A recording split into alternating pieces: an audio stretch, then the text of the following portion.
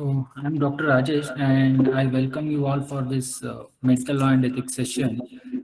It's a great pleasure to have you all here in this session with all those questions and queries. I hope we'll clear most of your doubts in this specific time.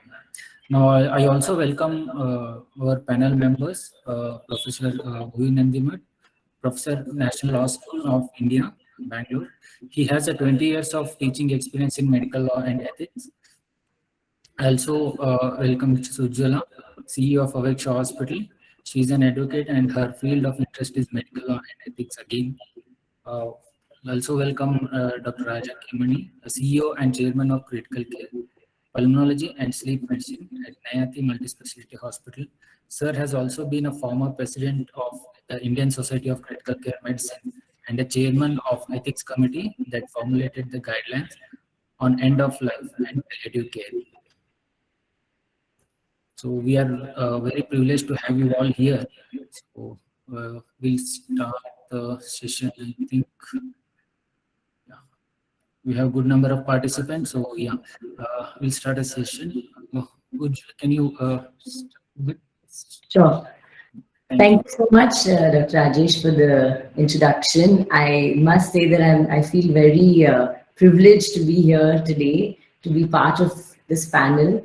I remember sitting many years ago in actually one of Professor Nandimat's classes, and I've been his student. So it's a real honor to be here today. So welcome everyone for today's conversation on medical law and ethics.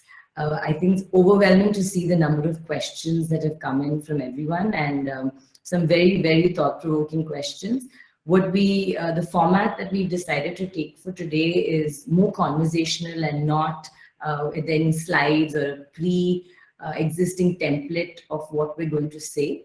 But keep it fairly more loose flowing, free flowing, and we have compiled your questions and put them into relevant buckets and topics that kind of make a coherent flow.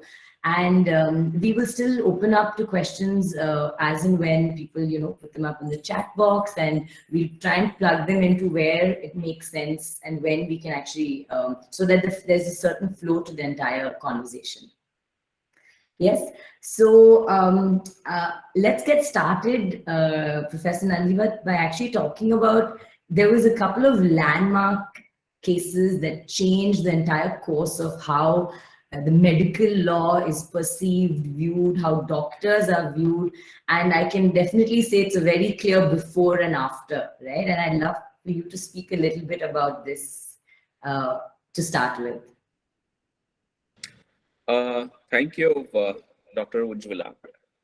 And I also equally feel privileged, let me say, to be amidst a couple of stalwarts in this particular field, starting with Dr. Rajamani. You are also no lesser a stalwart, although you technically recognized to be my student some ancient times. So I really feel elated, and what a better, sort of thing than starting from VP Shanta's judgment, which was rendered by the Supreme Court in India in the year 1995. See, I would say the prime question that was raised for the Supreme Court to answer in this particular case was whether doctors fall under the ambit of Consumer Protection Act or not. In other words, for some of our audience who may find it very technical, I would simplify. Whether can we sue the doctor in a so-called consumer court or consumer commissions now? That was the prime question that was raised before the Supreme Court. This question was raised by none other than Indian Medical Association itself. IMA took this particular petition to the Supreme Court. And if I may just take one more minute and explain, when Supreme Court was challenged with this question to answer, there was already division among the high courts. Some high courts were of the opinion that doctors don't provide service within the meaning of Consumer Protection Act because they provide something more than service. So you cannot really compare their activity with that of a plumber, a carpenter, painter, and things like that. But on the other hand, there were a few, high courts who were of the view that doctors also do provide service when they are charging for their service, and they are amenable to Consumer Protection Act.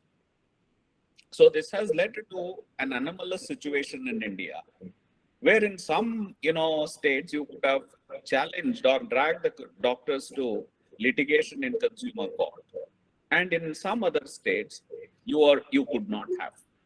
That is why this particular anomalous situation, which was prevalent at that point in time, IMA wanted to end. That is why they took the route of appealing to the Supreme Court.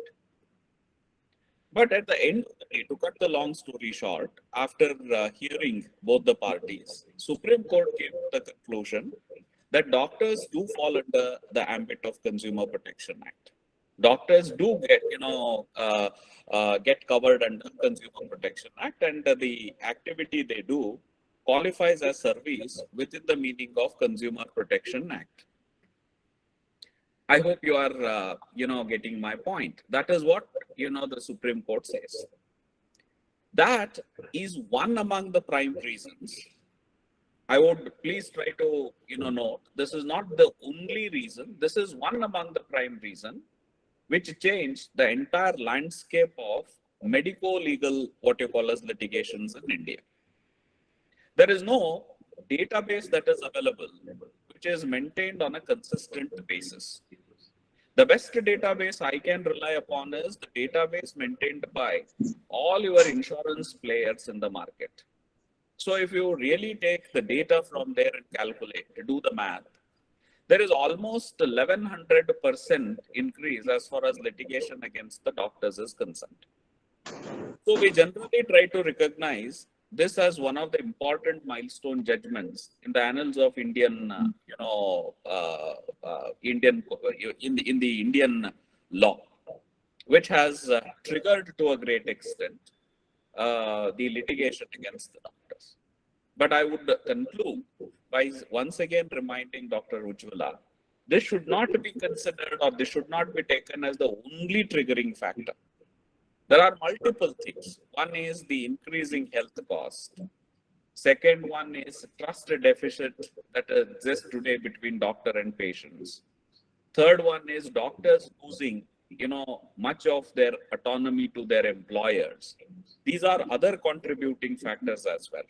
But because you have raised a, question regarding VP Shanta, I concentrated much on VP Shanta and sort of recap as to what happened there. Thank you. Thank you. Very interesting. So I should also say I'm not a doctor, but I'm a lawyer, but I work in a hospital. But I'm lucky to be called doctor. But I have this privilege of straddling these two worlds. And I see a lot of, before we kind of get into more technicalities and talk about specific topics, I see a lot of anger and frustration on the side of doctors and say, why do we have to get into the legalities of this all? Why should we understand this? We're just doing our jobs and we should leave us alone to do our jobs. And what would you say to this? Oh, that is again to me? Yes. Okay. See, as I said, generally I see the tendency of people blaming, because I also, like you, hobnob with the doctors little more than necessary. Let me put it that way. And, since last, 17 plus years, to be precise, 20 years, I do, specialize in this particular area. Everybody look at law as the culprit, is it not? They say, oh, this is lawyers, this is law. Law is being very barbaric against the doctors. I generally, have formulated, there are three very important, T's, three T's, which a doctor can possibly try to understand. The first T, according to me, is the trust. See, when I talk about the current, what you call a situation or scenario where doctor finds he is not being let to do his job freely, he is not being, let to do his duty properly, etc. There is a trust deficit between him and the customer.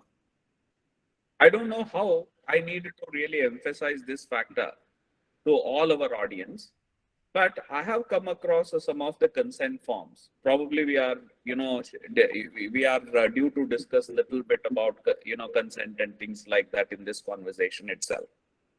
But I was, verifying some of the consent forms which were developed by some of the multinational, corporate hospitals, right? There, they straight up use a word, doctor and client.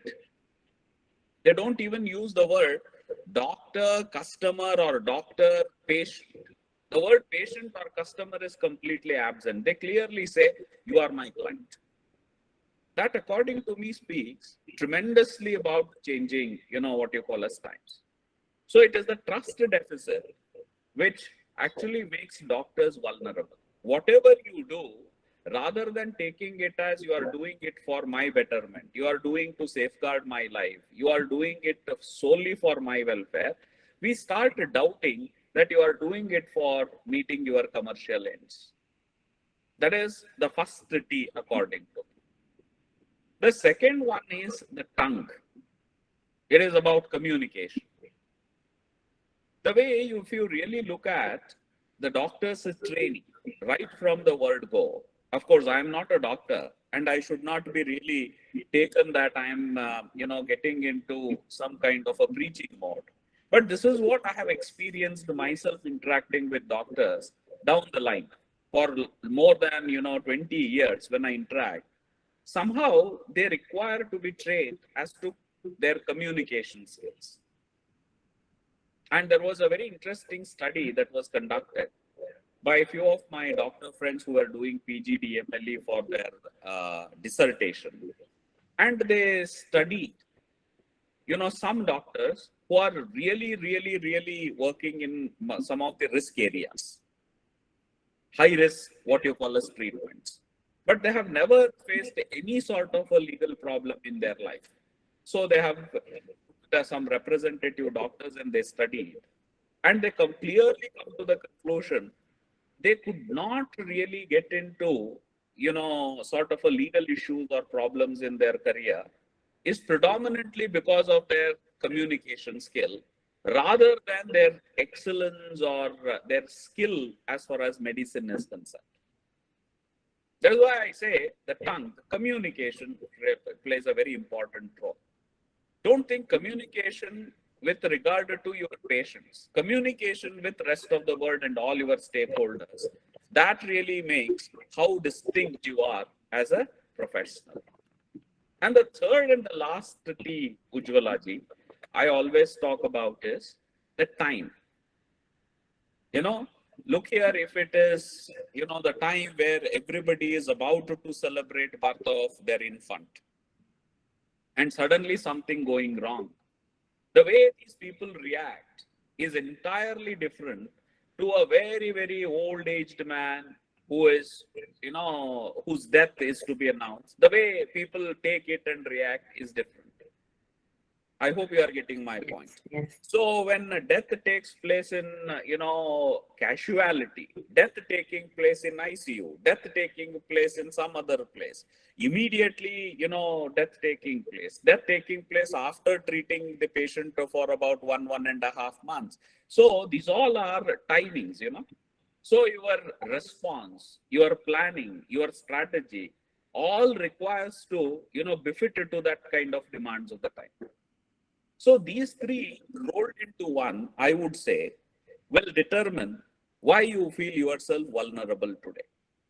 Yes, of course, they feel law is a bad kind of a situation and things like that. I would probably, I don't know if you allow me to borrow 2 or 3 minutes of your precious time more. I just would like to say, the easiest thing you people can do is blame it on lawyers and law. But I always say, because recently I was asked to write and currently I'm completing that chapter for a IMA publication itself. There I try to raise two very important things. Recently, there is there was a unfortunate incident of doctor committing suicide, no? That Yes. lady got, she committed suicide. There, everybody is saying, oh, it is it is kind of it is a symbol how doctors are feeling constrained, frustrated, how they are harassed. But what has happened there? A police complaint is lodged, and police have registered a complaint, and there are divergent viewpoints. One press release says they registered complaint under section 300, that is, they started investigating the case for murder. 300 is about murder. Another set of reports say they registered it under 304A, that is rash and negligent act causing the death. But I would say, if you really look at this particular incident, keeping your what you call as emotions apart, these are the people who have went directly to the law. They have gone and registered the complaint, which is rather a better scenario than they manhandling the doctor or they trying to take law into their own hands, is it not? So we needed to really be very careful, with regard to this. We needed to understand, we needed to assess the situation. That is why not only legal, kind of an empowerment, I always say, other than law, you needed to develop certain soft skills because times have changed. Otherwise, you would continue to feel vulnerable. And blaming law and lawyers is not going to help you anyway at all, is what I would say, Dr. Ujjwal. Absolutely. Thank you so much. I would now like to ask a question to Dr. Mani, who has such vast experience in critical care and probably equally good as an expert in medical legal issues as much as maybe I can, if Professor Nandimat can permit me. Much better than me is my claim. Right. No, because interaction with him, I have tremendously, they have given me greater insights. Right. So, sir, I would, before we get into more technical questions, I would like to understand, how did you develop the interest in this topic, and how did you get to learn so much and know so much about medical legal law? Ujjwala ji, it's a great privilege to be here and to listen to Nandimat ji. He's always been a pro doctor man, I must say. It's very heartening. Now, see, as you might have noticed, if you have to survive and deliver properly, and also act according to, you have to act according to the law. And it's not just a technical understanding of the law. It is the spirit of the law, that you are answerable. Okay. Whatever you do, even if you are supposed to be doing with good intention and for the good of somebody, it has to come within a framework. Okay. For us, the bigger than the law, or from where the law comes, is ethics. So no doctor can achieve excellence without being in line with ethics. And if you're in line with ethics, you may not have a technical knowledge of the law. You're usually compliant with the law. Okay. You see, there are 2 or 3 things in ethics. He talked about the 3 T's. Okay. What did he say? The first T was the trust deficit. Now, trust deficit comes because, we are not conscious of what is involved in the duties of care. Okay. That is law. It's also ethics. And duties of care is very simply put, it's beneficence, non-maleficence, and fairness. Okay. All this combined together is the best interest. So if you're acting in best interest, you're not just a contractual relationship. It's partly contract, but that's a small part. The big part is a fiduciary relationship. You see, this is what my understanding of relationship with the patient. No matter whether I'm in receipt of a fee, or there is a financial angle to it, but there's a financial angle in every interaction. Okay. any and every interaction. You go to the law school, we have to pay the fee to the professor.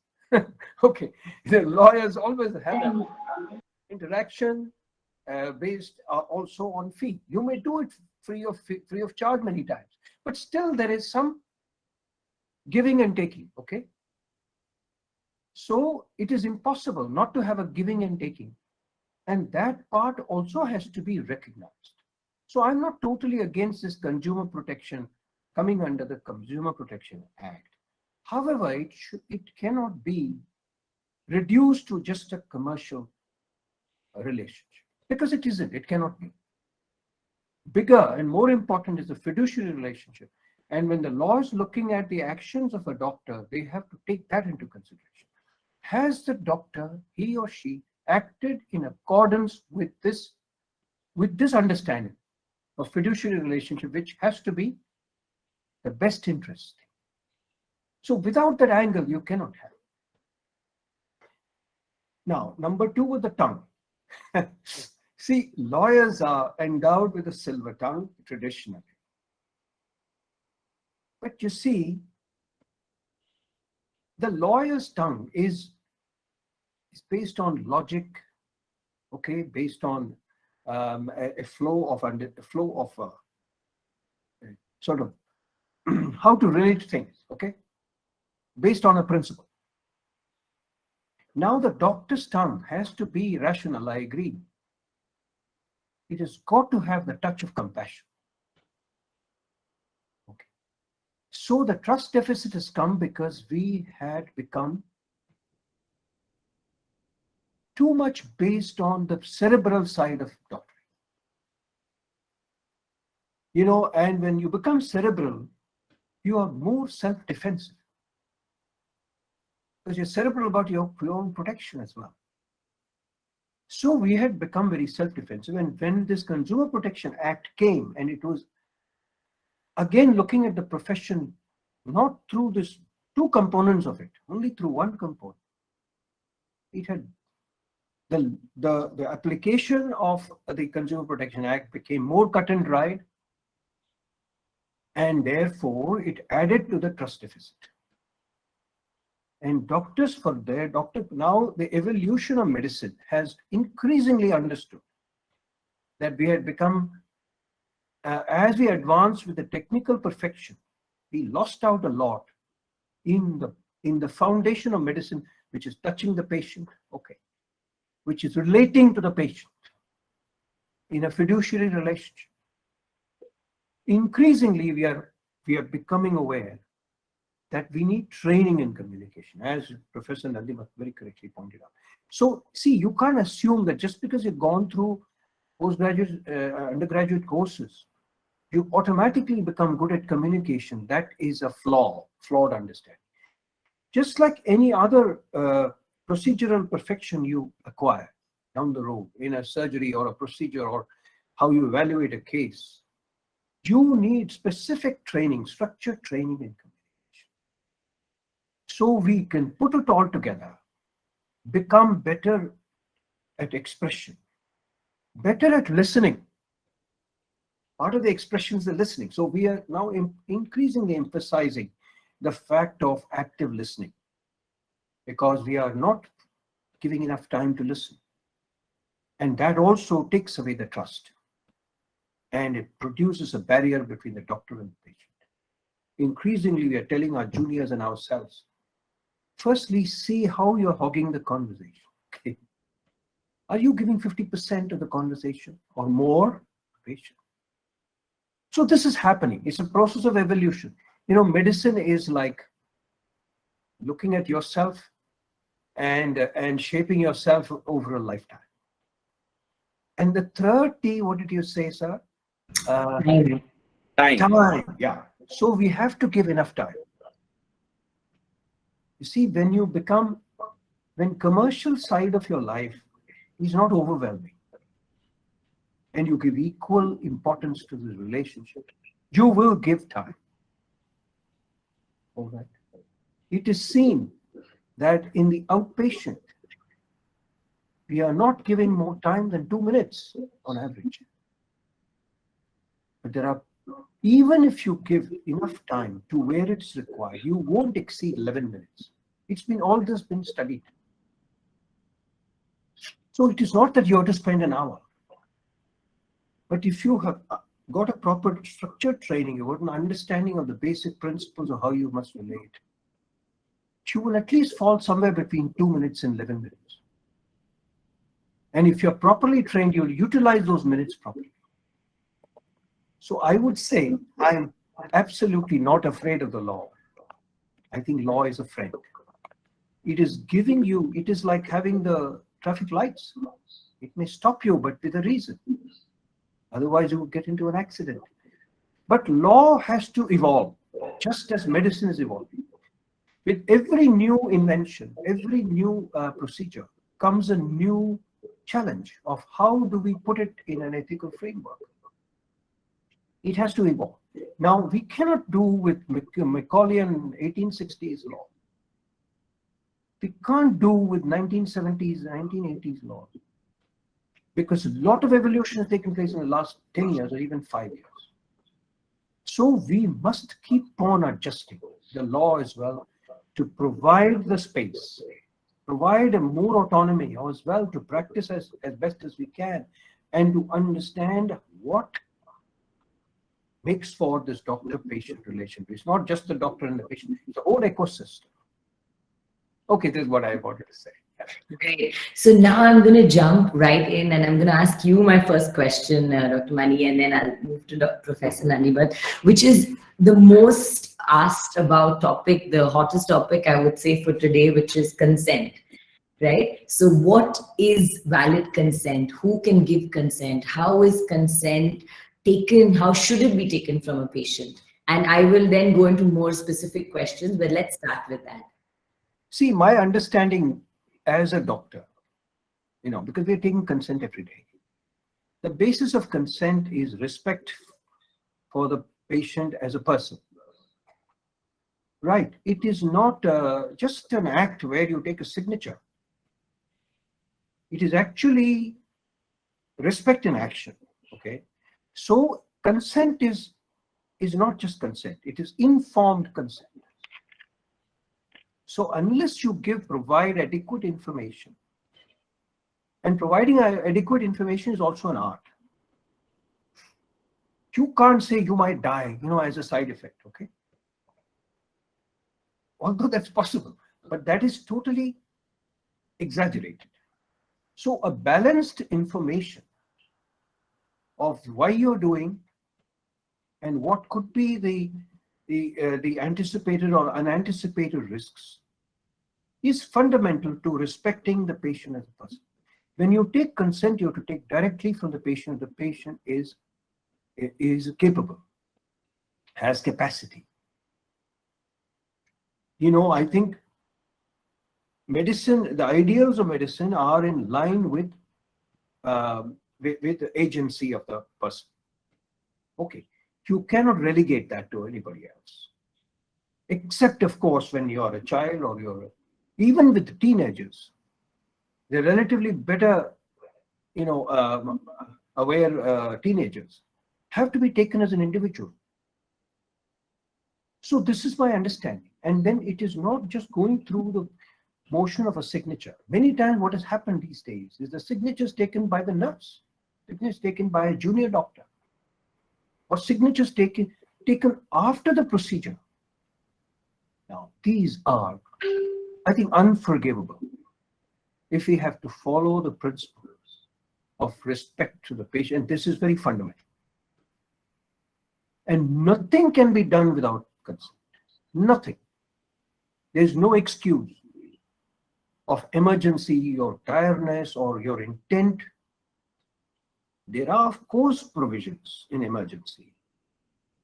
There is no license in the name of doctoring to proceed with any act. That would be taken as violation, in my view, of the privacy of the body. Okay, that is also constitutional now, further supported now from our basic fundamental rights. It's again declared and emphasized. So that also includes refusal Consent is not going through the motion just before a procedure. Consent is actually respecting a refusal. You may think the patient may not survive by declining consent, but it is not a sort of giving a menu card and you tick it and do it. If you don't tick it, don't do it. You also have the obligation of beneficence and non-maleficence, acting in best interest. So you are obliged to explain again. You're obliged to find other means of gentle persuasion. What you cannot do is be coercive. What you cannot do is act, overriding refusal. So I will. I hope you see, technically okay from your side. Yeah. Yes, I think you started off very rightly so by not defining consent, but by actually talking about respecting the patient. And I think that's really the key to taking consent in its purest form. It's not the technicality of taking consent, it's the spirit of how we take consent and have they understood what they're giving consent for. So, I now take this question to Professor Nandiba to continue this conversation on consent.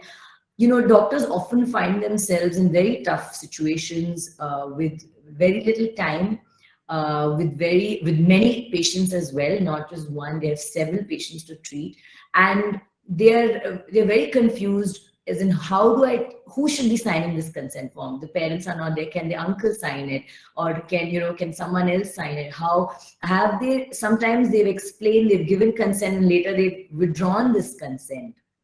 Or you also mentioned something of accepting refusal of consent. But how does that actually play out in action, and what is the responsibility of the doctor in such a scenario?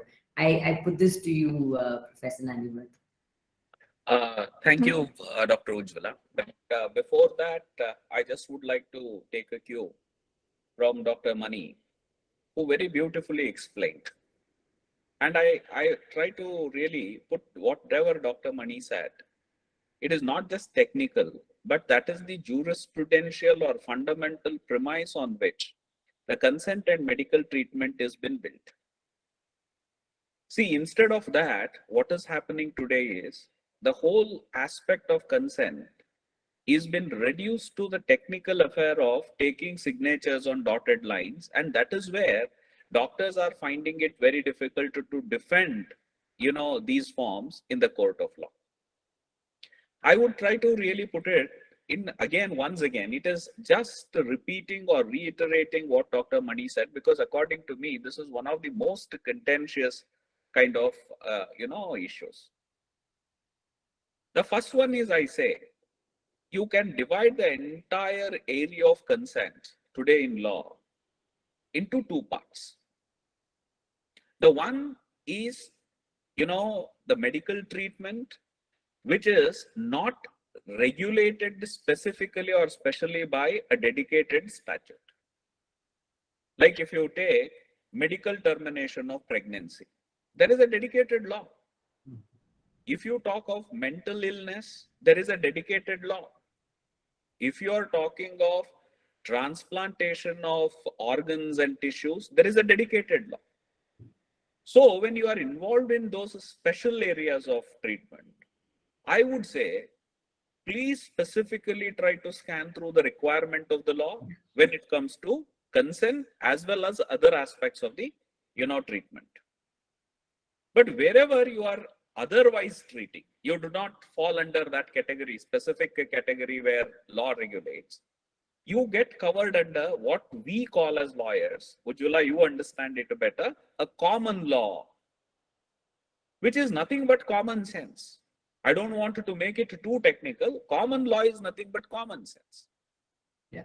And that is why I would like to once again reiterate what Dr. Mani said. It is nothing but respecting the autonomy of the patient in either accepting the medical services or treatment or not accepting. Yeah.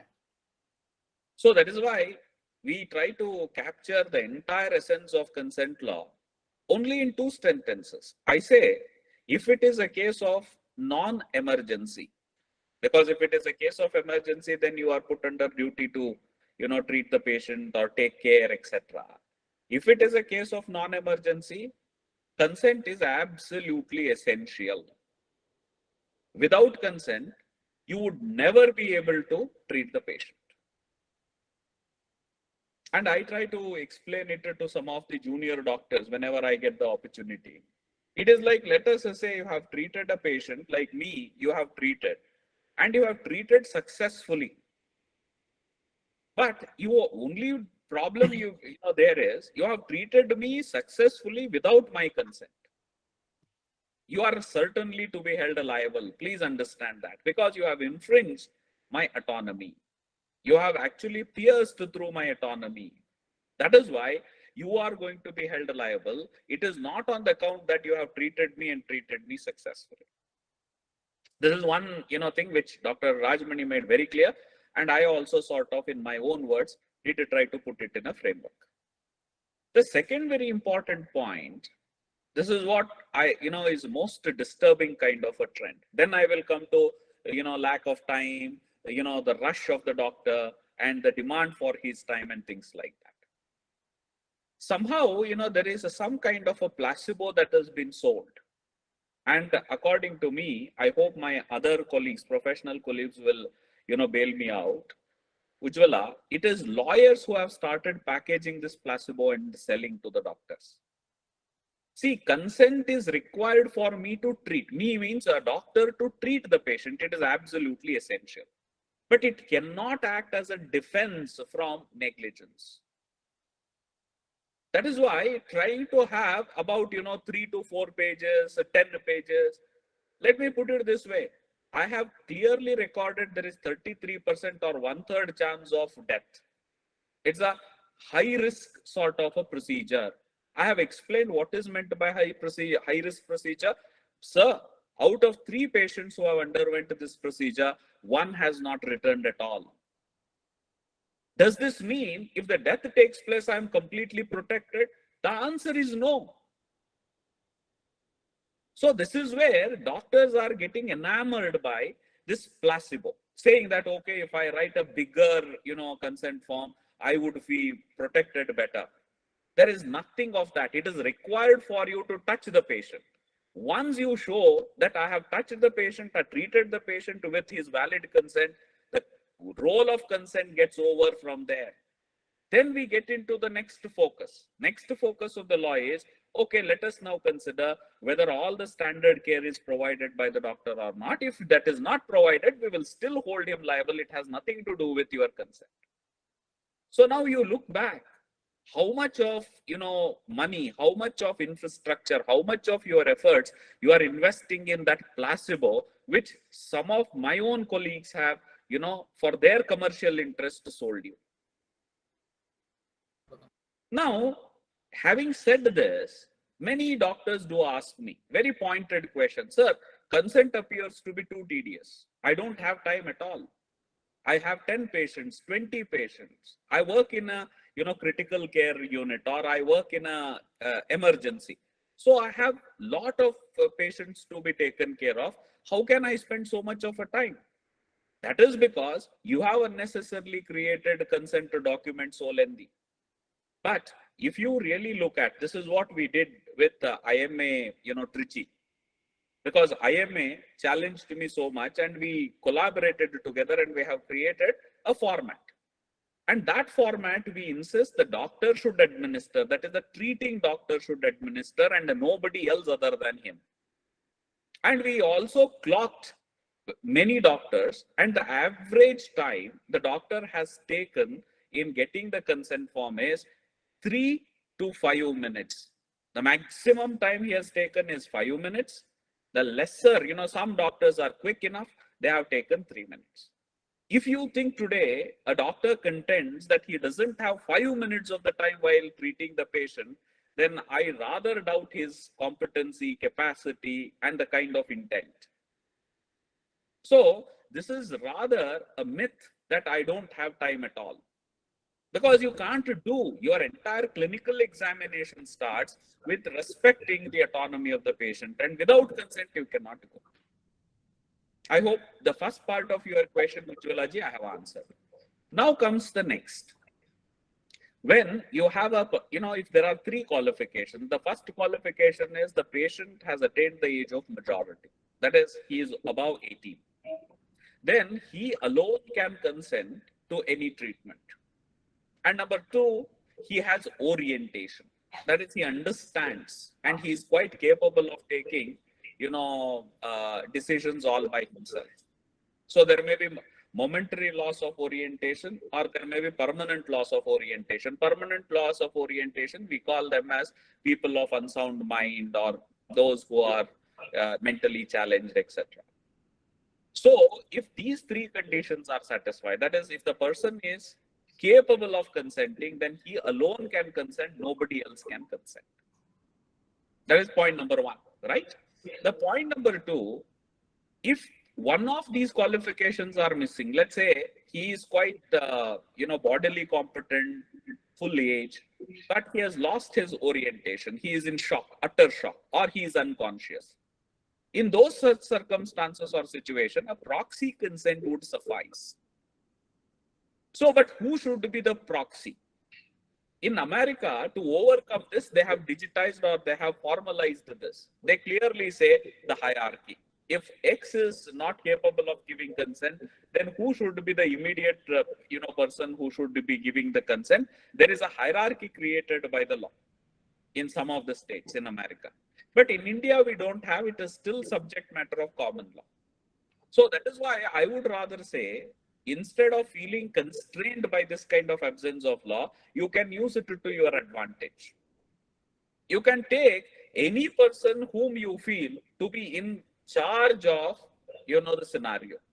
He can be even a neighbor, attendant, on whose consent you can go ahead.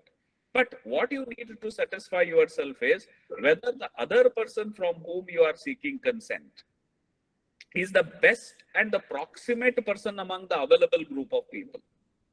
It is like, wife is also available, neighbor is also available. I would rather go to wife than the neighbor.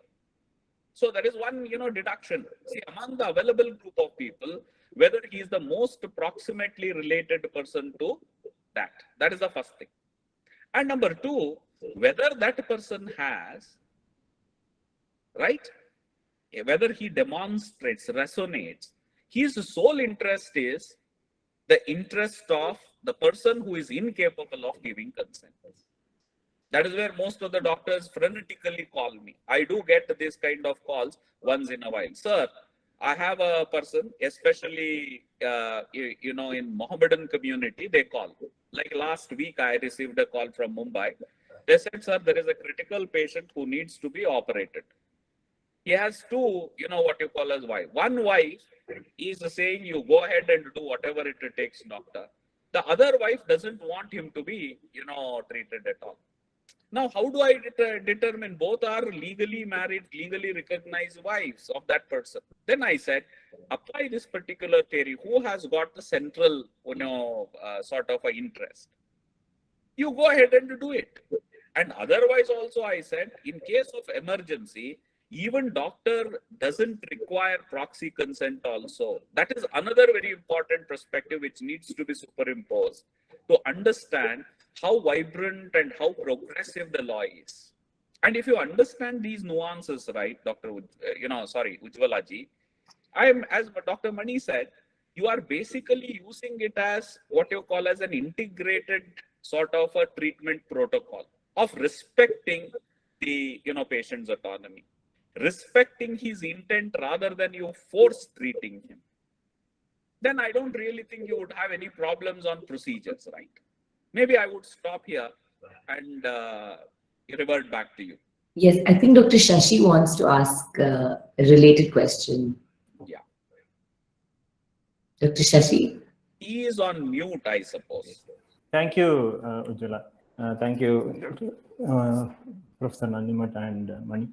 Look, I have one question about consent itself. See, it is not, we work in a very vulnerable place like in ICUs or children or where direct consent in the morning. You did mention about having a hierarchy, which is not possible in our country, and then we end up doing a non-hierarchical, whoever comes, take a common sense, and then go ahead.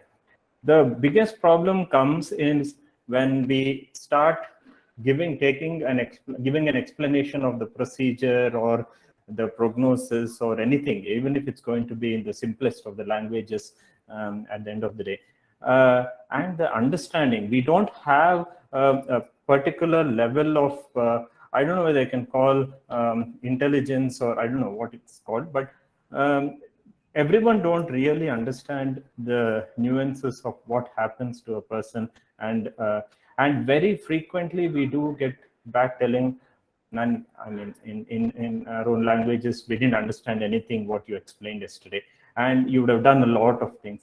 And I mean, we won't be, if we are going by what Dr. Mani mentioned in terms of, or all of you mentioned in terms of having an ethical principles and walking that path all the time, we should not be worried about it. But how do we actually get away from this in terms of their understanding? Do we actually have to go deep into that, or general, or ask them to write down what they've understood and give us as a consent form? So many things can potentially happen, and it's all time consuming. Yes, Dr. Mani. You see, this question, we may not have a hierarchy of people capable of representing the patient, but we do have the concept of next of kin or next friend.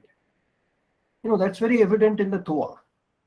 Okay, for renal transplant, we are doing all the time. Are we not taking consent? There's no hierarchy, but you're supposed to take consent from the next of kin.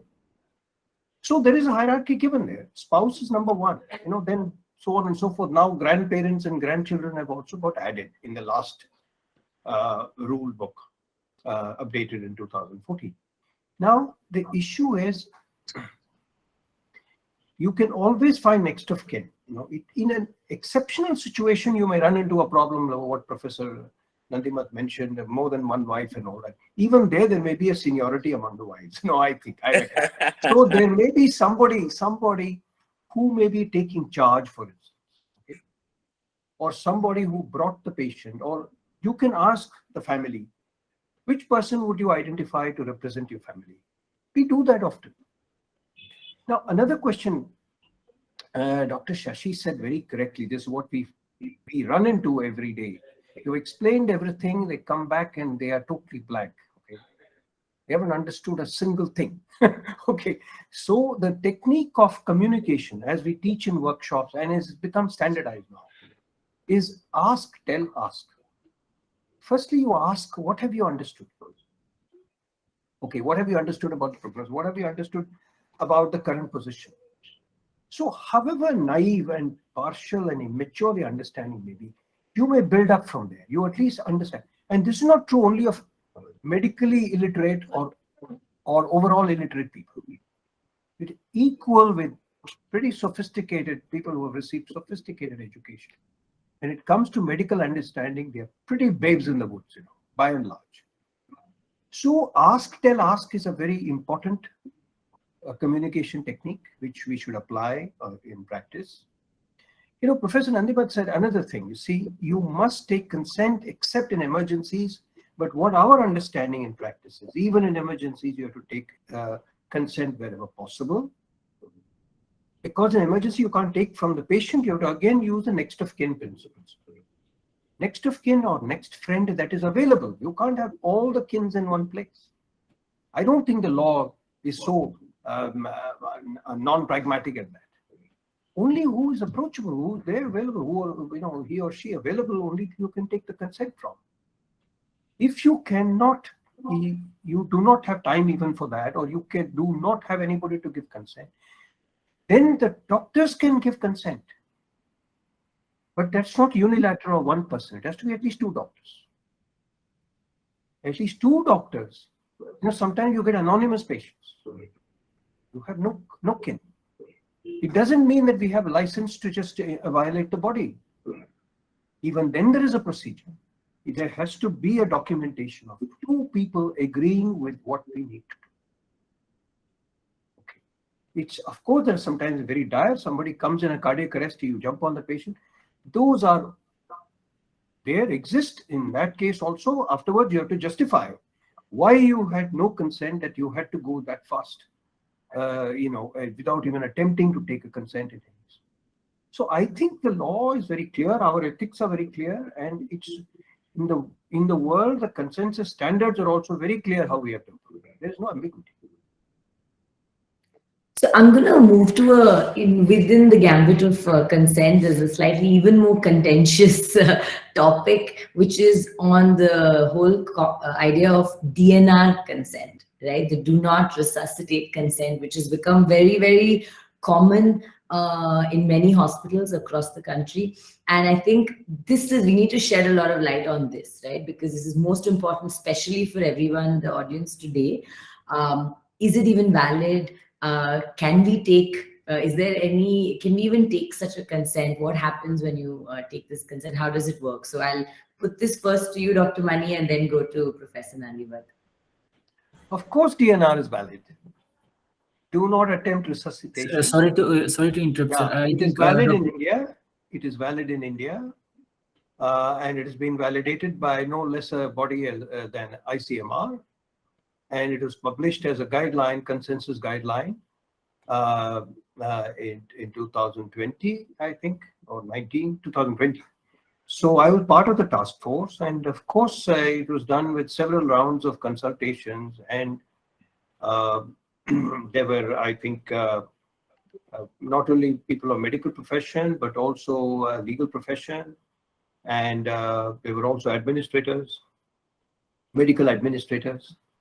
And also there was consultation with the lay public at one point. So whatever it is, now, you see, we have been reinventing the wheel in our country. We haven't kept in touch with the developments on the practices, on the ground for a long time, because the first DNAR order was written in 1974, a documented DNAR, written 1974, USA. And there was a codified law in the US in 1988. The whole of the developed world, developed in medically speaking, has a provision for DNAR. Now, what is DNAR? It is do not resuscitate, means do not do CPR. DNAR doesn't mean as euthanasia, or DNAR doesn't mean you withhold any life-saving or any life-supporting system. It's got a single point definition. This also we must understand. We conflate the whole thing. Okay, the whole gamut, you can't have 300, 304, 309 all as one. Can you, in law? You can't have. They all are different. They have their specific definitions, specific application, and specific redressal. Okay. So similarly, the simplest end of the spectrum of treatment limiting decisions is DNAR. Why? Because CPR is not a default procedure. CPR is not a mandatory procedure. It's like any other medical procedure. It has to be, the patient has to merit that procedure. Okay? The medical indication has to be there. It cannot be out of context that anybody having a heart stopped has to have a CPR, because it can do a lot of harm when not indicated. There are people who don't have much chance of any survival, but if they may be just kept alive with a CPR, they may end up with a vegetative state, which is a fate worse than death. This is not the outcome desired by the medical world or by any patient or by any reasonable person. So it is already mandated by common law, I think, by common sense, as you said. Okay, you don't, but common sense is what? You do a medical procedure to benefit somebody. You don't do it as a ritual. Okay, that is wrong practice of medicine. It is actually unethical. It is actually against the mission of medicine, and it is actually not to benefit the patient or the society at large. So that is why, if, for example, in COVID, and first flush of COVID came, it was extremely infectious, and we did not know it was more threatening than it is now. Now, a CPR, a futile CPR, could have exposed a huge number of professionals doing the procedure. It could expose other patients. It could expose the whole hospital to transmission of COVID. It's not justified. It has been estimated that in the ICU, when already some form of resuscitation is going on, having a CPR is successful only in less than 5% of patients. If you take success as a meaningful recovery of neurological function. That is why DNARs come about. There are DNAR guidelines and consensus and rules all over the world in any standard, any medical ecosystem which is standard. So I do not know. I think we have been confusing DNAR with other issues. We have not really understood it in context. So if we are not aware of a certain IPC, we cannot discuss it. You have to first know the definition. So now, since this DNAR, and that is why it doesn't violate any law. There's no mention of any DNAR, any law or any case law that I know of. Just because it's not mentioned doesn't mean it is not in practice. We are supposed to follow evidence-based medicine. Okay? That as a principle is accepted in the legal world. In fact, they insist on it. How do they judge negligence or otherwise? By evidence-based medicine. So if you're following EBM and you're not following when not to do a procedure, that is not being aligned with EBM. So whatever is medically indicated, medically standard, should be acceptable to law, even if it is not aware of it as of now. So I practice DNAR regularly. And if for some reason I have a case file against me, I would welcome it because I have a chance to present the case and defend, and that may benefit a lot of people. Dignity in death is extremely important. It's not just about dying and rescuing people. How they die is extremely important. The death may be so bad for the individual and death may be so bad for the family that may destroy it. One useless CPR may cost the family 50,000 rupees within a span of half an hour. So let us understand what we are doing. And it may expose, maybe in a pandemic, it may expose other people to fatal illnesses. So we should be responsible. All medical treatment is based on sense of responsibility and also on data.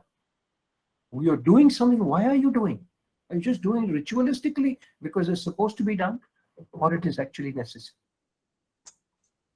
Fair enough. I think Dr. Ghanshyam has a question. Would you like to ask a question? You're on mute, Dr. Ghanshyam. Good afternoon. Dr. Mani, with respect to the same thing, sir. Now, the ICMR, as you said, DNAR is only not for attempting resuscitation. Now, if the family says that they don't want their patient to be put on either a ventilator or RRT or any other form of invasive support that is needed in the intensive care unit, will this be legally valid when we document it and take a concern? That is one question. And the second question is, sir, should we revisit the DNR on a day-to-day basis to see if they are revoking it, or if they give it once, is it applicable, as long as the patient stays? Wonderful questions. Well, the thing I had missed out in my previous description of DNAR, like any procedure, being respectful of the patient is to inform. It is not to take a unilateral decision except in certain exceptional conditions. Okay, well, they will come to that. By and large, CPR can be, the need for CPR can be anticipated. A certain age or a certain set of conditions in the patient or a certain context of the illness, you should be able to anticipate that this patient may have a cardiac arrest. So that is the time to discuss if it is feasible, including the patient, if not, talking to the family and getting to know the values of the patient. You see, there are a lot of gray areas in medicine, okay? The black and white situation is the exception, okay? The bulk is in the gray area. You will not be absolutely sure whether the patient has a realistic chance with CPR or does not have. If there's no realistic chance and it's crystal clear, you are not obliged to offer it, okay? If there is a realistic chance, you go ahead, have a CPR code, but you must ask the patient also, right? Some patients don't want, it's okay. It's like any other consent. In the gray area, you need to talk, okay? You need to say, the heart may stop and possibly there are not great chances of doing well, okay? And if it doesn't go our way, it's not just that the patient may not survive. Sometimes they survive with huge deficits. Is that acceptable to you? So this sort of a conversation has to be done. Similar conversations are with life support systems. You said withdrawal withholding? Of course. Withdrawal withholding is constitutionally valid. Why? Because we had the 2018 judgment, Common Court judgment, where they held it to be valid. And with certain, of course, preconditions. And since it is valid, you have a right to exercise your autonomy even when you lose your capacity in the future. So when you are not lost your capacity, you can execute an advance will. Now you can create a legally valid advance will document and also appoint a proxy. Okay, this is there in the world for a long time. Okay, again, for 40, 50 years, there has been advance will, there has been all these things are going on in the world. We have kept ourselves like an ostrich, and not wanted to see these are going on in the world. We've assumed this is not for our country because we don't want to come to grips with ethical dilemmas, right? Now, if you come into an ethical question, we want to run away because it seems a bit too a mountain to climb. But you cannot practice good medicine without the ethical questions being confronted and resolved. So the withdrawal withholding has to be, there are principles. Now, court has laid down very complicated 3-tier procedure. That's not possible, workable in the intensive care situation. So we look at the principles. The principles are don't have a unilateral decision. Principles are have a collegiate decision. Principles are open up the question with the family. Okay, patient directly if capacity is there, open up and take a joint decision, so-called shared decision. These are the principles. And now Indian Society of Critical Care Medicine, Indian Association of Palliative Care has guidelines, published guidelines of 2014. It's a 20-page document, gives all the background, and it gives a certain algorithmic approach to how to get an end-of-life decision.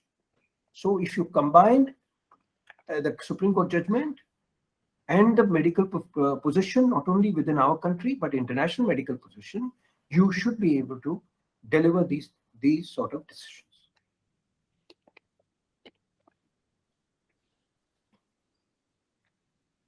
Okay, so I think Dr. Basjinder has a question. If you could quickly ask that, then I'd want to move on because in the interest of time, we have about 45 minutes left. So, thank you, Ujjwala. Good evening, Dr. Kumar. I just wanted to ask a very layman question. Supposedly, a patient comes to my ICU. Relatives from the beginning, they have prepared their mind that we do not want DNR. We want, DNR. They give it in written.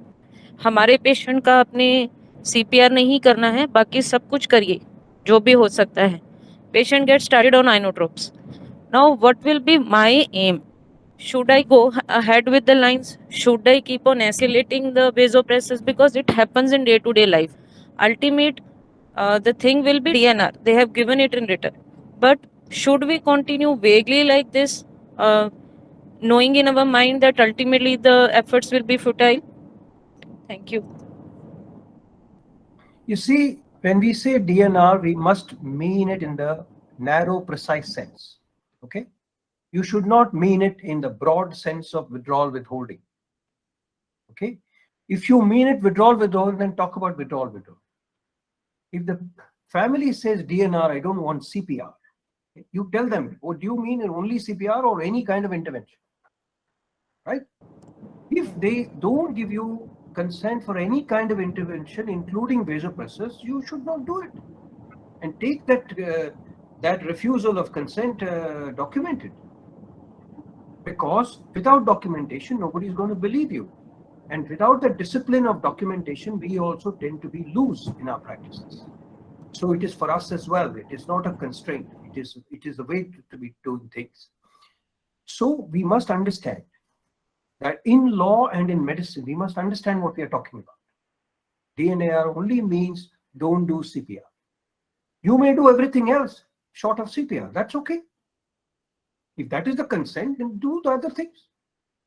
If they say you can do vasopressor, okay, you can give fluids, you can give medicines, but don't put a patient on ventilator. Yes, then that is a separate consent. Refusal of ventilation.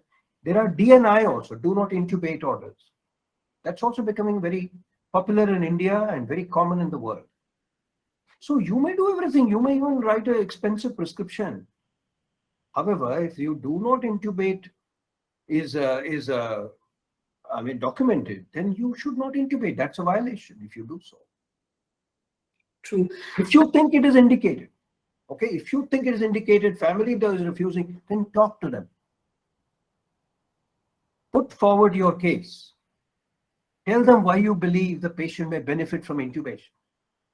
But if you also believe in the heart of heart that what the family is requesting is reasonable, go along with them, support them, and don't do that act. Great. I am now going to move to the next topic. So in the interest of trying to cover more questions, a huge portion of the audience today are people who are working in a tele-ICU setup. So naturally, we have a lot of questions around tele-ICU and how the legalities within a tele-ICU. So I am going to get started with my first question. I will actually start with Professor Nandimat and then come to Dr. Mani, because I know there's a lot of things that you can add as well. But I'll start with strictly with the law and then come to you, Dr. Mani. So Professor Nandimat, when we talk about tele-ICU, there's clearly a hierarchy of orders that are followed, that a doctor gives an order to the doctor on ground in the hospital, and then there are nurses, and there's an entire structure there. So I will put it to you first very clearly, whose responsibility is it if something goes wrong with the patient? Who is considered negligent? Where does the blame fall? Okay. See, if I've understood your question, Ujjwala, if let us say there is something called as, if you go back, the best way you can understand the answer is by taking recourse to the, earlier way. We used to talk about doctor-patient. Don't bring telemedicine immediately. You have a doctor on one hand, you have a patient on the other hand. So there is a relationship that gets existed between them, and doctor would be held liable for all the consequences of his treatment, is it not? But today, as the time progressed, right, as science advanced, it is not one doctor who is treating the patient now. It is group of doctors trying to treat one patient.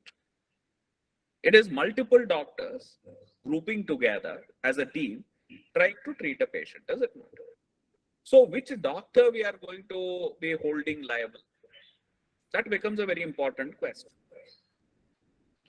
But in 99% of the cases, I always say, there is one person who is ultimately ready to answer the blame, namely the hospital administration who has put this team together.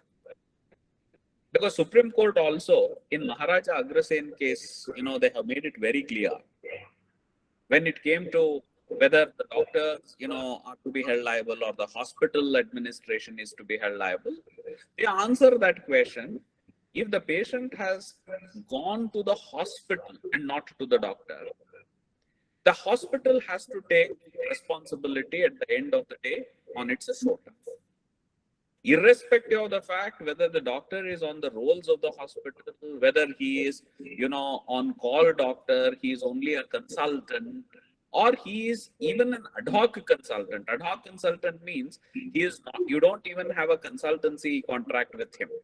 Because the situation warranted you to avail his service, I simply called Dr. Mani. It is one-to-one call.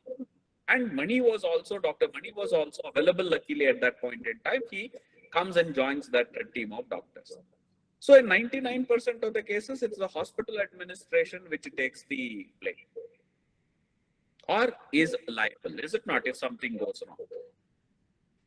But remaining 1% of the cases, if at all you try to, put it very creatively to lawyers and challenge the law, saying that this is a team of doctors who are treating the patient, who among them, need to be taking the responsibility. There is a captain of ship theory. We again go back to the analogy of law. There is something called as captain of the ship theory. So you cannot have a team without the captain. So ultimately, the captain being a leader should be owning the responsibility. Right? This framework you apply to a telemedicine situation, that's all. Because many people say your telemedicine guidelines today don't speak about this. This is a gray material as far as, telemedicine, etc. No. Look, why that doctor on the ground, if you talk about the doctor on the ground consulting some other doctor, is either because that doctor is not competent per se, and he requires additional guidance. And that is for additional guidance and direction, he consults the senior doctor or the doctor, and the only medium taken is your technology. So the person who is actually guiding that doctor on the ground, both of them are equally reliable, and more is the person who is guiding him. That is why, if you are involved in a telemedicine kind of a scenario, so Cloudphysician, today, both are providing that kind of a solution.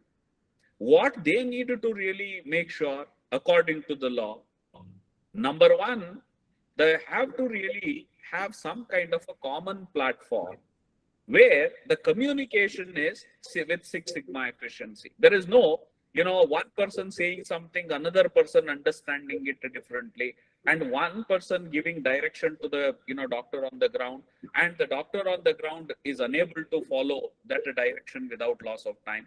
So they needed to really empower themselves so that they are capable of exchanging vocabulary very efficiently. That's the first requirement. The second requirement, because you are ultimately in charge of the situation, and the other person is only acting as your agent, you are to be liable. You need to make sure whatever directions you give, that person follows that direction precisely. So that kind of a control also you need to have. Administrative control is what I say. I don't want to make it little more, much more technical and try to bring in some kind of borderline, sort of imaginary cases here, because that makes our debate or discussion totally theoretical. This is where I think, Dr. Ujjwala, I would stop and see whether there are any precise sort of instances where you want me to apply this framework to. Oh, Dr. Rajesh has a question, I think. Let's hear from him. Yeah, hi, sir. So I just have a question with respect to involving the other specialities. Let's say the hospital or where I'm working don't have in-house specialties, and we requested a friend or somebody I know who's a specialist in that. I called him up and asked him to have a look of my patient.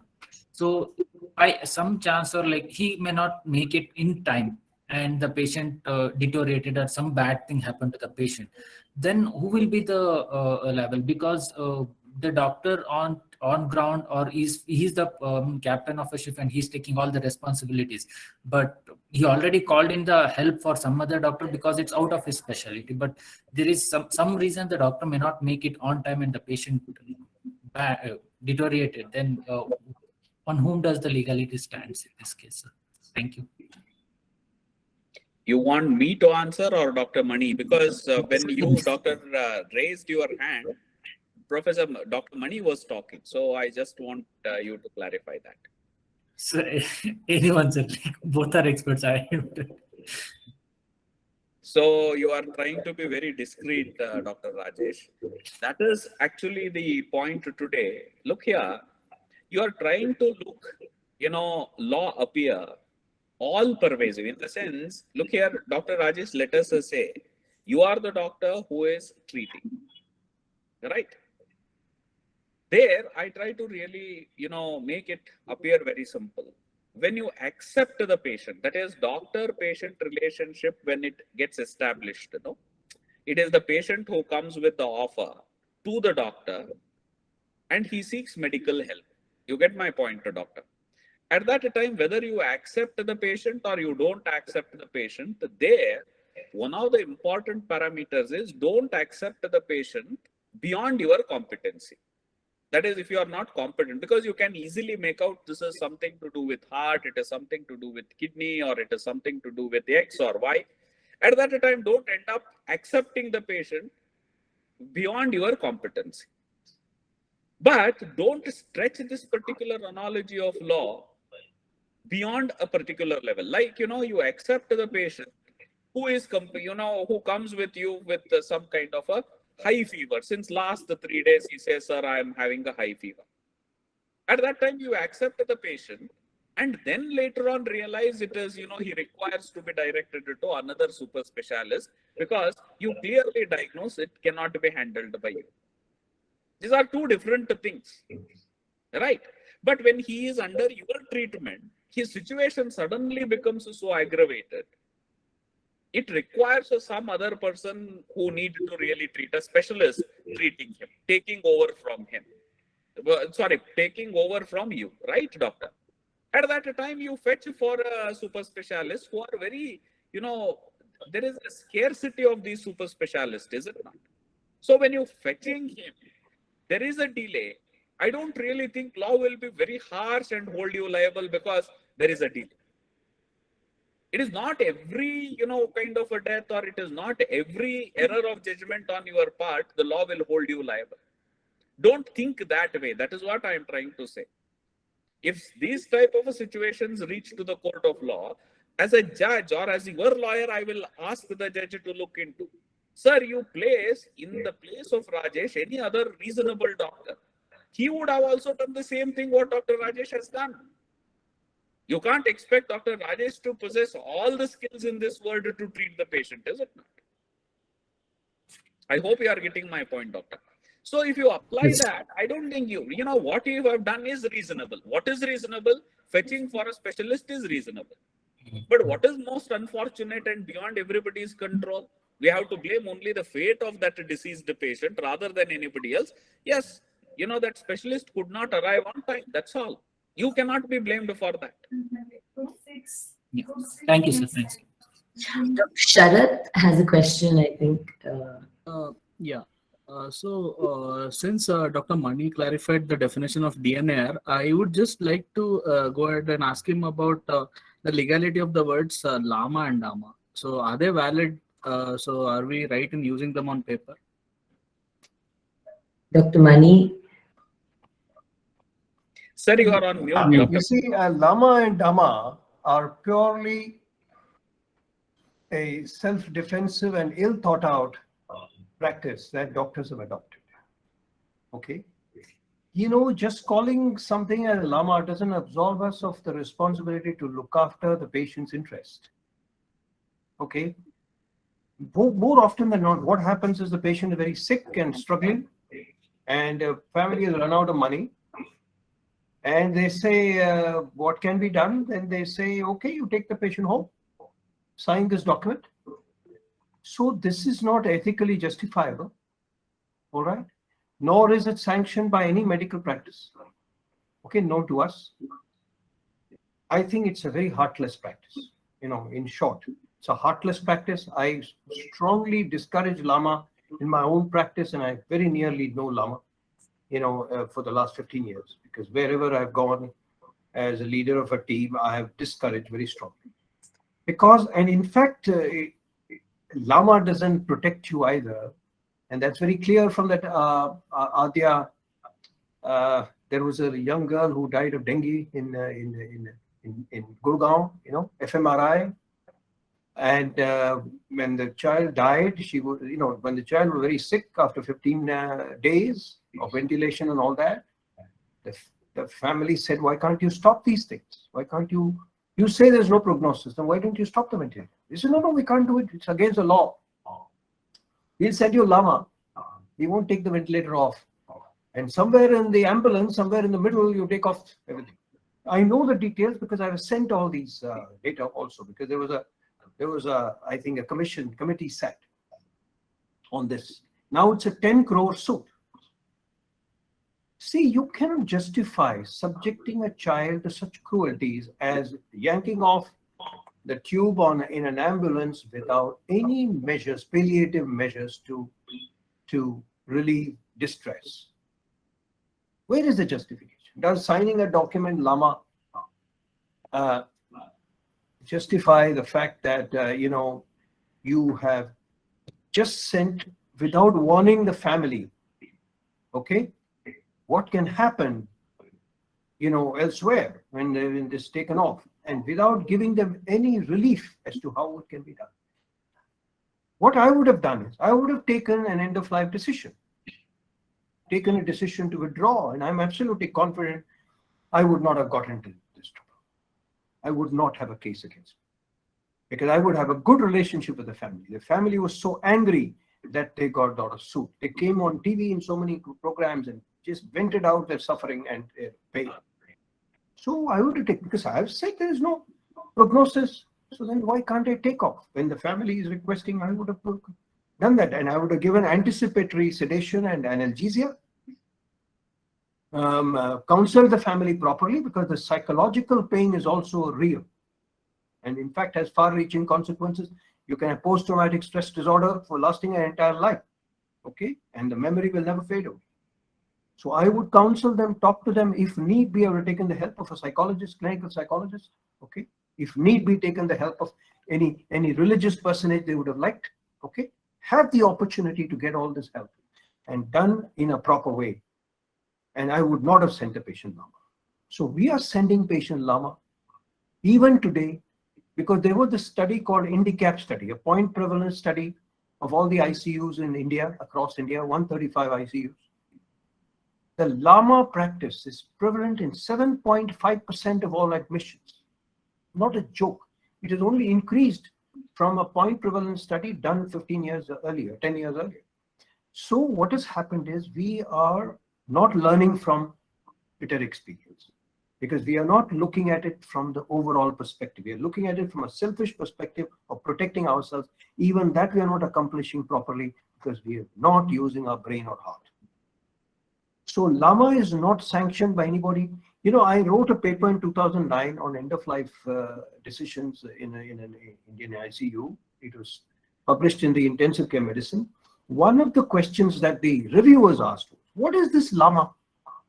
We've never heard of it. Can you tell us more? And it so happened, when I searched the literature, this sort of practice doesn't exist anywhere else. The usual Lama that is done elsewhere in the world is, somebody comes to see a doctor, he advises him admission, he says, no, I don't want, I'm going. It is not in the context of a ventilator stuck to your airway, and the family is taking the patient away in anguish, okay, and in conflict with the treating team. Such a thing is not heard of. This is not ethical, okay. So this has been my campaign, not to do Lama, to care for the patient holistically. We are obliged to care not only for the dying patient, but also obliged to care for the family which is suffering.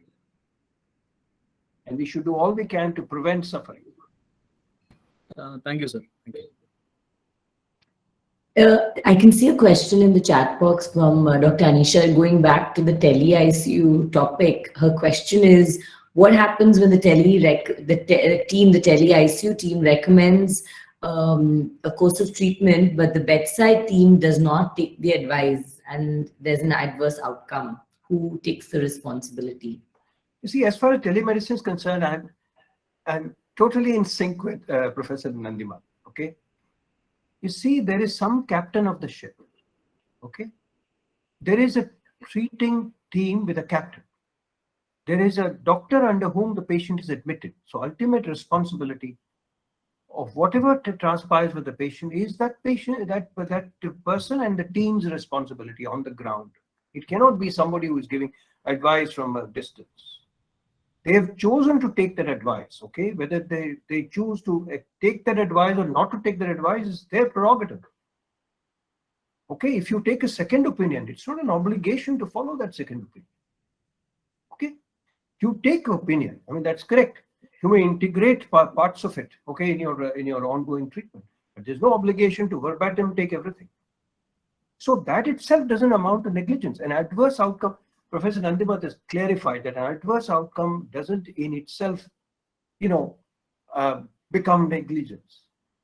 If it were, then we were all totally negligent. See how you handle that. What were the run-up to that adverse, and how did you handle that adverse reaction?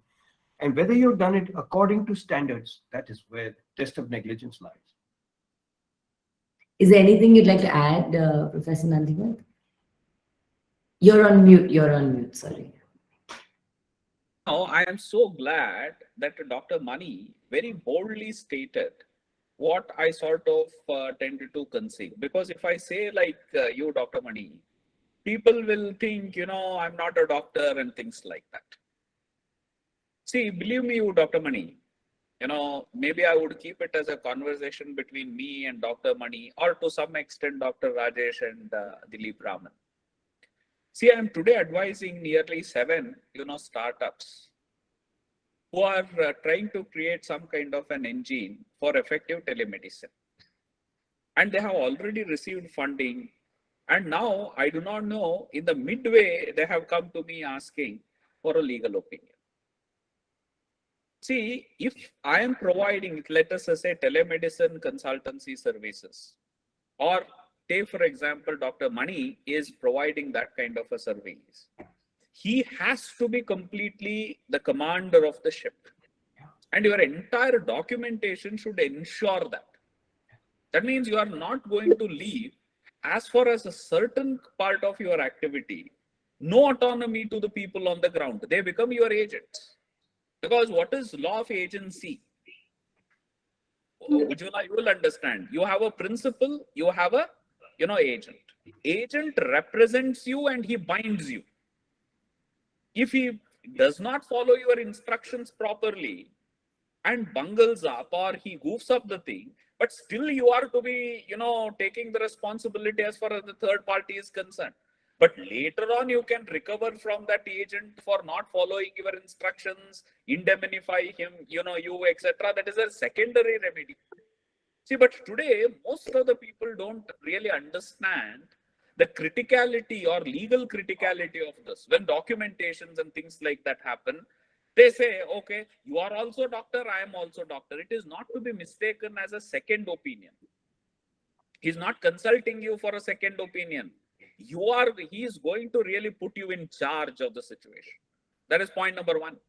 And point number 2, I don't know how Ujjwala ji herself will take me, because she is a lawyer, practicing lawyer.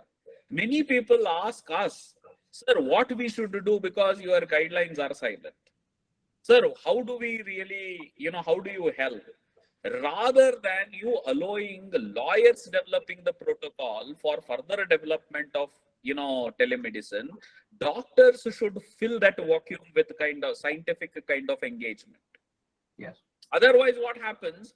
Quixotically, I prescribe something as a law or something as a dictate, and that completely kills the whole development of, telemedicine in the country. That is why, more than us, you can consult us. I'm not saying don't consult us. Involve us also as part of the team. But you need to be, in control of the things. Yeah. You need to develop scientific protocols which would, augment this particular scientific development, which is going to provide tremendous amount of solace to millions and millions of souls. And it is going to bring affordability and access to, medical remedies in the days to come. That is what I thought. I would just add to what Dr. Mani has already said.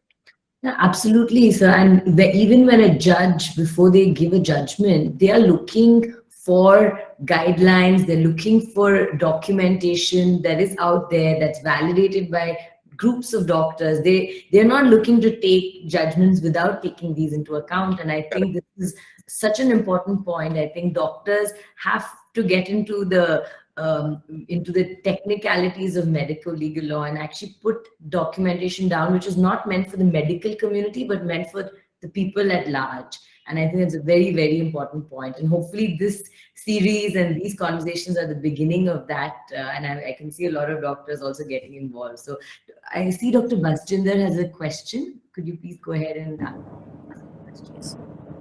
Dr. Mani sir, I have two situations where I have personally been entangled. I'll share my experience shortly. First is that in the part of the India where I work in Punjab, the files are not under intensivist. The patient won't get admitted under intensivist. And I am as a senior doctor, I do most of the night duties, where I am sitting at the bedside of the patient. I am auscultating. I am finding everything. And as per protocol, my junior will talk to the primary person under whose the patient is admitted, and supposedly something sudden deterioration happens. I have planned a certain sort of treatment, but the primary consultant, who is not master of that field, supposedly hemodynamic monitoring or anything else, he says something exactly opposite to me. What should I do? In many situations, I have followed myself, and with a good outcome, because then I have to tell them that I am the person who is by the side of the patient, and I can judge better than you who are sitting at home, because I'm mostly on the night shifts. And patients have shown good outcome also. And in the second situation, somehow we have to follow the primary consultant's advice, and then adverse outcome has come. And then how should I defend myself? Because I was the person who was in charge of the ICU at that time. How should I handle such situations? I think Dr. Basjinder has asked a very pertinent and extremely important question. And in the early part of my career, these were the very challenges we faced, okay?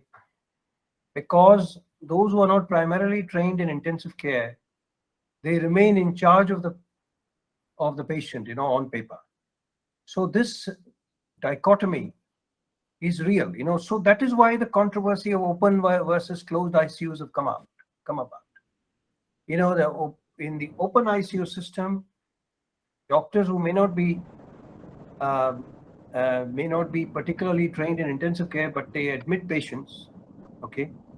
They visit twice a day and write some advice, but don't monitor 24 hours and are not in the rescue role, okay? And but they seem to control what is to be written or done on the patient. And those that are trained to do this sort of job, the rescue job or the critical illness job, they don't seem to be vested with the authority of primary care of the patient. So this dichotomy, our country as a whole, our ecosystem is not properly sorted out. Over years, we have fought our way, clawed our way to a situation of, in many places there are truly closed ICUs where the intensivist is in charge. But in 85% of ICUs now, according to the INDICAP study I mentioned, they are so-called semi-closed ICUs. Semi-closed means that for certain roles, the intensivist is in charge, and for certain others, it's the primary physician. Still, this sort of a dichotomy is not fully resolved. In some countries like Australia, when the patient enters the ICU, the primary physician, it gets out of bounds for it, because the patient is completely given in the charge of the intensive care team. And they're also trained in such a way. They have an integrated course of 4 years, and where they train people also in multiple disciplines. Be that as it may, these questions from the legal perspective, Basjit Kaur said that if I take a decision and the outcome is good, okay, nobody says anything, okay? If I take a decision overriding the primary physicians, and the outcome is not good, then whose responsibility it is? Or I follow the primary physician, outcome isn't good, but I'm carrying the baby. Now, from the legal perspective, one who is on paper the captain of the ship or in charge of the case is the principal respondent. Others may be secondary respondents for specific roles they have played, and that role they must play with integrity and according to what they believe. If a patient is so sick that needed intubation, or the primary physician had written in the case note not to be intubated at all costs, this happens.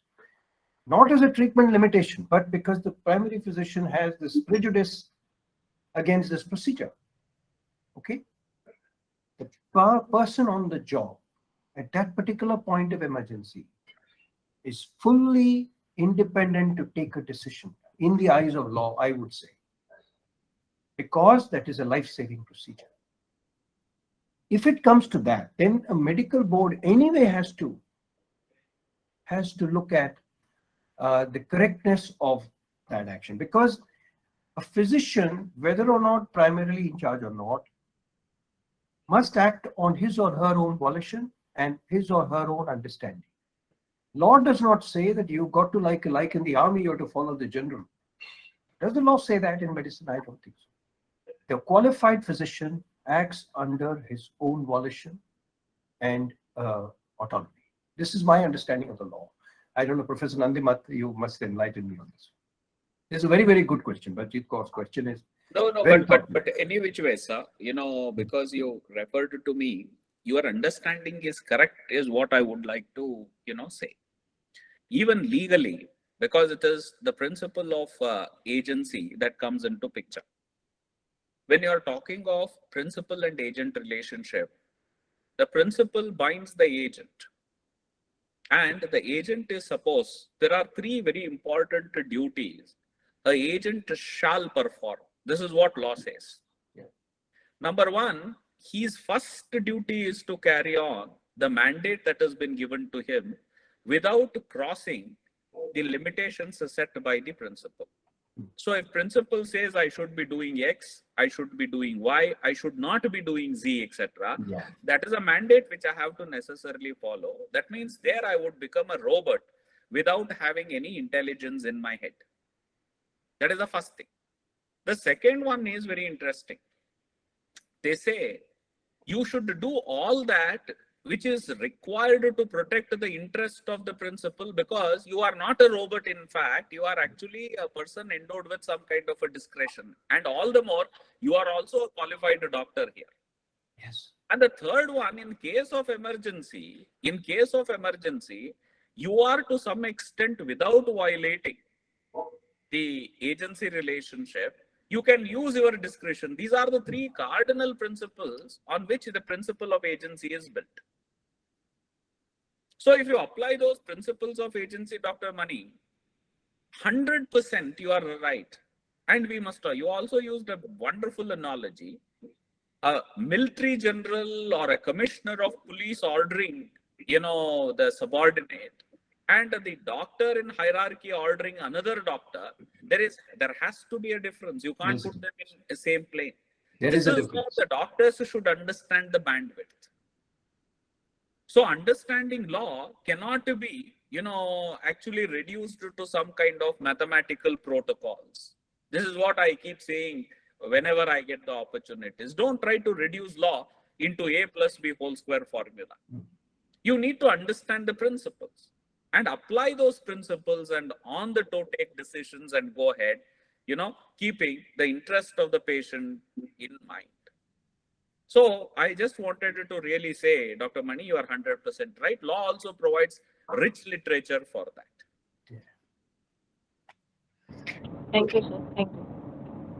Great. So now I see that we've kind of reached our last leg of the last 15 minutes of the session. And I think these questions didn't come in the questionnaire, but I felt that this is very pertinent to ask and very relevant. So this last section, I only want to discuss the very practical and procedural aspects of what a doctor should do when he or she finds themselves in a litigation or finds a complaint against them. So I'll start with, Professor Nandimat and then go to Dr. Mani.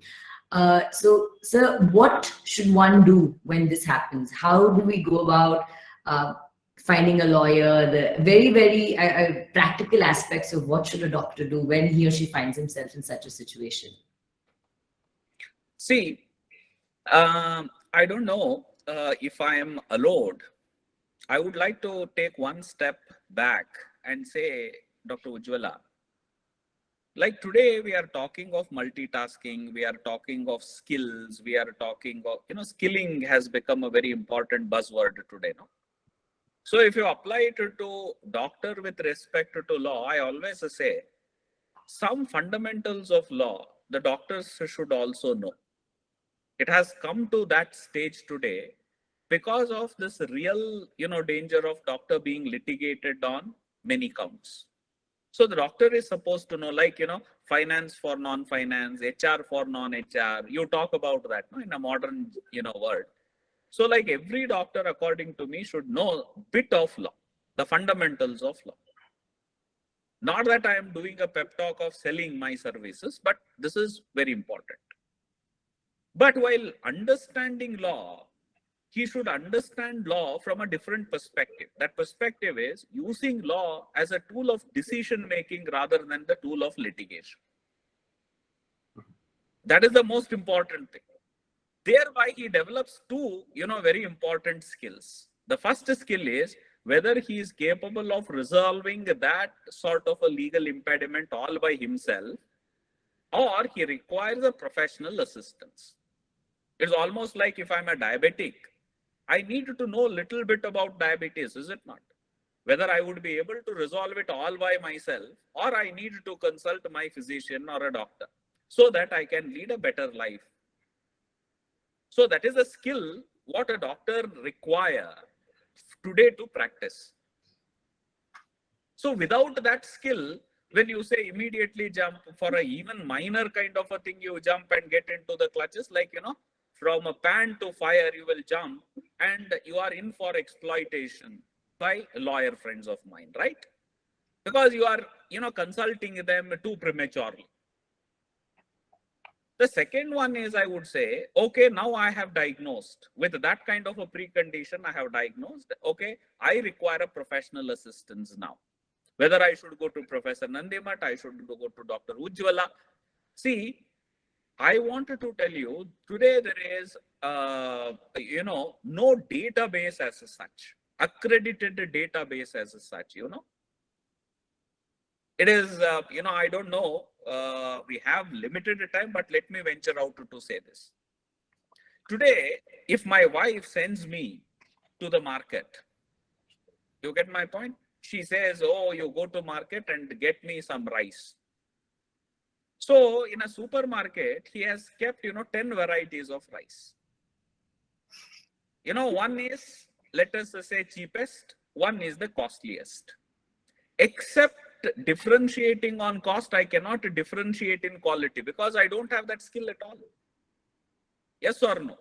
If my wife were to be accompanying me, she would make a difference. Oh, whether it is worth the cost, what they are quoting, etc. But I cannot make out because I don't have that skill.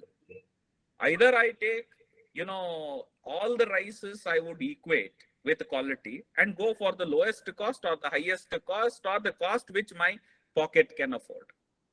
But I am not guaranteeing myself that I am buying what is called as the appropriate, what you call as a quality, right?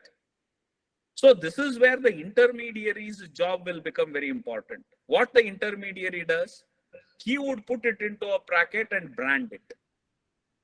It can be your agricultural produce. They brand it, saying that this is the A quality, B quality, C quality, so that I can buy the best affordable quality without worrying about the actual quality. Is it not, Dr. Ujjwala?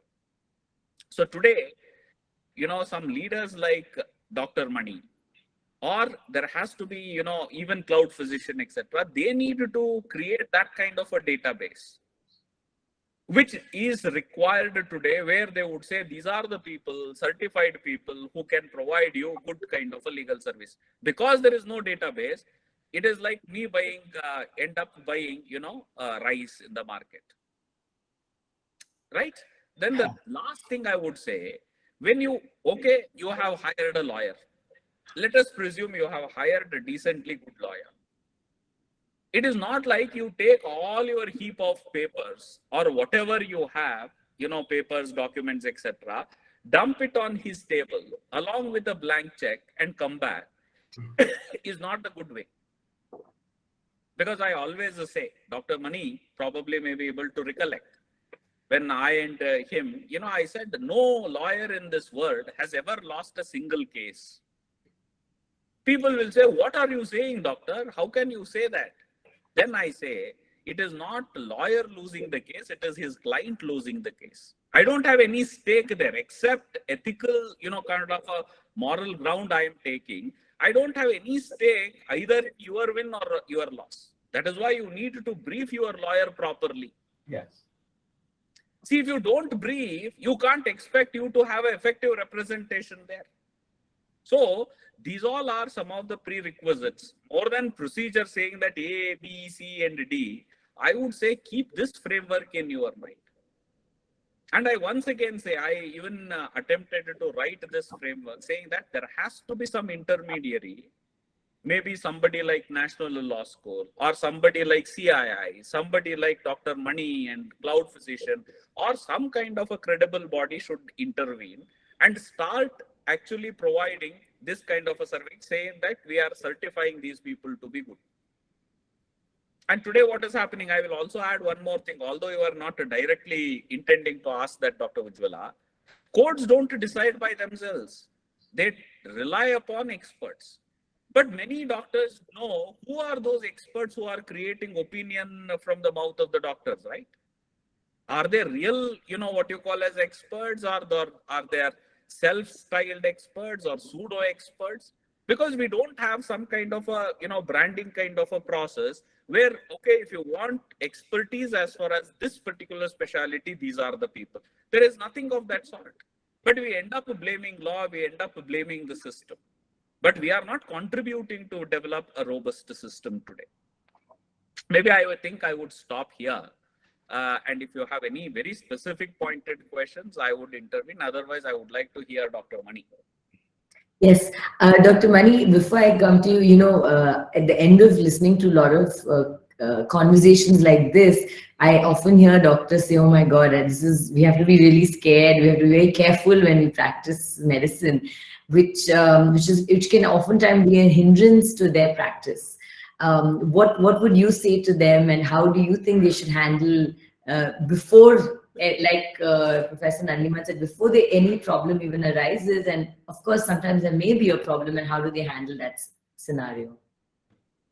I think we are at our best when we practice without fear or favor. Okay, we are supposed to treat everybody fairly, without discrimination, without prejudices, like a jurist would do, good jurist would do, and at the same time without fear. Okay, neither fear of the law nor of anybody. But you see, I don't know why we should fear the law. We fear the law only if we feel guilty about something. I think there are, we have to function responsibly. That is very clear. Okay, medical profession cannot afford not to be responsible at all. No profession can be, but I think maybe we have to fulfill this role of responsibility, more unerringly than in some others where the stakes are not so high. Okay. So the issue is, how do we function responsibly? It is an intersection of many things. Law is one element. Okay. See, law, medical standards, and ethics, it's a triangle. We have to triangulate every decision in this. There's no other way. So how can we be afraid of one or the other thing? We have to have an understanding. I think probably we're afraid because we don't have an understanding. Something we understand clearly and integrate in our lives, we won't be afraid of. Okay. There may be some element, as Professor Nandimat said, in certain specific situations. For example, in organ transplantation, you have a specific codified law, and you may be unaware of certain new developments. Okay, you may be unaware of certain clauses. Okay, that is it is incumbent on you to educate yourself on that if you're in the line of transplantation. Okay, that's a part of our obligation. If there's a new tax law, you have to know it. What are you being afraid of something? I think if we go to it in that spirit that we have to, our practice is incomplete or unsatisfactory or not as per standards, if we don't have these three elements. Ethics are the absolute foundation and ground. Okay, because anything that deals with human life or human beings in any way, for example, there's ethics in money transaction, there is ethics in business, there is ethics in banking, because they're dealing with people and their lives.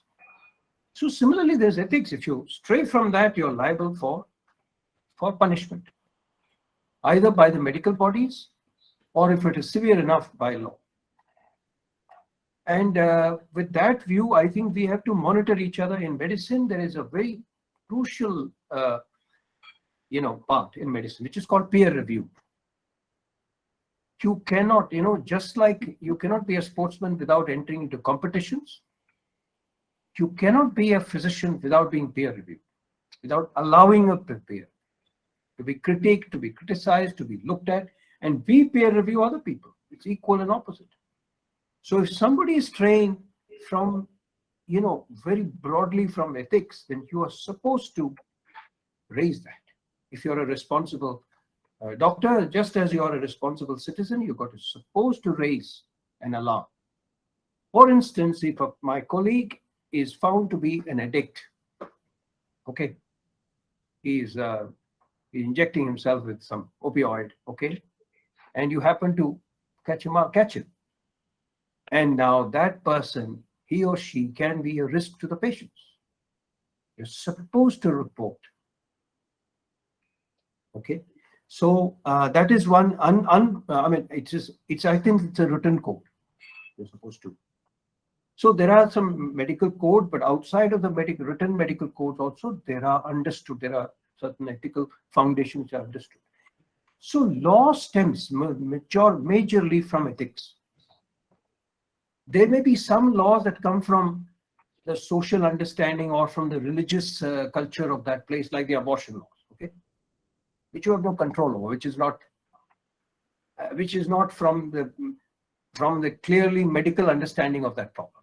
Okay, that stems from some social intersections. They are also important because we live in the society and we function in the society. We've got to understand those things, culturally sensitive laws as well. It's a part of our obligation. And of course, the evidence-based medicine also behooves us to integrate the patient values, to integrate the story of the patient, the context of where you're treating. You can't just divest it of all that and just have a chemical or a physical intervention. So you've got to integrate all that. So I'll end there. I think this is, I just shared with you my sincere understanding of what I practice. Yeah. That was wonderful. I think there's no better end to this session with what you said, which is that we are at our best when we practice without fear or favor. I think that's a wonderful way to kind of put this entire session in context. And I think, thank you so much, Dr. Mani. It was wonderful listening to you. And thank you, Professor Nandimat. It was wonderful to have this conversation. And I think this is just the beginning of many more conversations. And it's also the beginning of, I think, the medical community coming together to create this framework, to create a system, to be part of the system and help build it. And I look forward to interacting with all of you a lot more in the future. Thank you so much. I hand it over to Dr. Rajesh if there's anything that he'd like to say. Yeah, thank you, Ujjwala. Thank you. Thank you, Professor Nandimat. Thank you, Dr. Armani, sir. So, yeah, guys, so this is the end of the today's session. Please bring up your queries, questions. Let's solve the problem of misunderstanding or lack of knowledge in respect to medical law. So I thank you again for everyone joining. Thank you, sir.